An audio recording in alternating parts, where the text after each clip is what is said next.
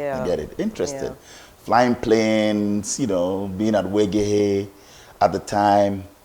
Do you have any guy at a disco or Kwaboche or Gasco trying to toast you or date you? You had a guy back then? Or they didn't dare? Well, maybe that was it. I don't know. You know. So all throughout your 3 years, you didn't have a guy walk up to you and say, "Oh, Zanetor, you're beautiful, you're nice, I want to go out with you"? Oh, not the going out with you part. Not a going out. No. No, but like be your friend or be my girlfriend. No. But with Wesley Girls, you had one day for visiting. All right. And you couldn't just show up. Like when you got there, they had like a whole table with the seniors there, and you had to write who you are, who you're going to see, and then they'll call the person. So there was a whole, and it wasn't just for me, by the way. That was the way it was done. Yeah. So maybe that's just me being naive, but there was a limit to how much interaction you could have. But you fancied a boy maybe in a disco or Gasco. That's one particular guy. I hardly went out. Like, who was I going to see? At what age did you get your first boyfriend? I'm not telling you that. Permit me, but can I ask you this? That you know there was this guy, cute guy, who was in the news somewhere and all of that, with all this haircuts business. You heard that? Oh, there's a lot of controversy around that. A lot of Did you date him?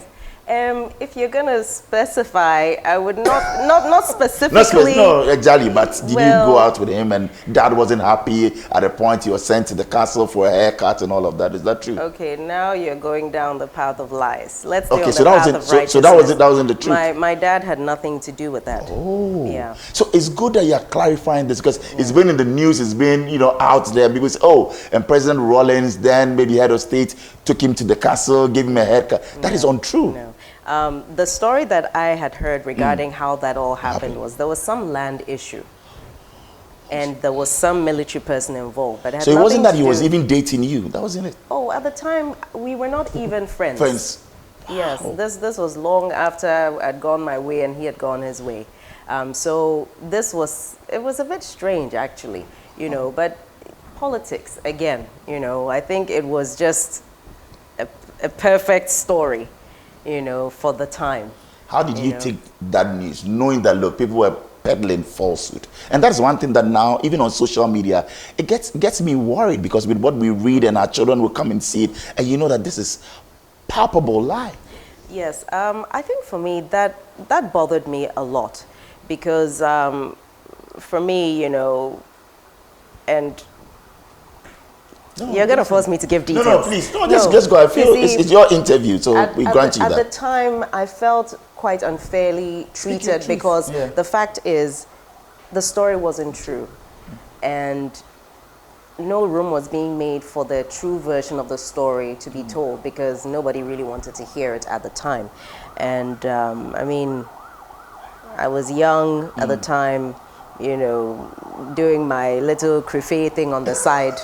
And this was it was a bit devastating actually for me. Wow. It was because psychologically you got to you. Yeah, because this was something that when something is true, there's a different way you manage it. But when it's not true and it's blown out of proportion and you're caught in the middle of something that you are the scapegoat, but it's not really about you, And that's kind of how that unfolded. But yeah, I think for me, that's one of the things that has me very particular about how I go about my politics, and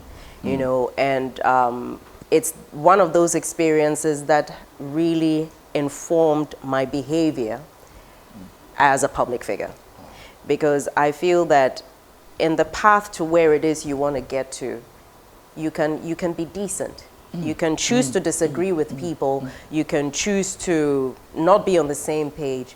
But to go down the path of lies and denigrating people, that's something I'm totally against. And we should salute you for that because you are measured. Many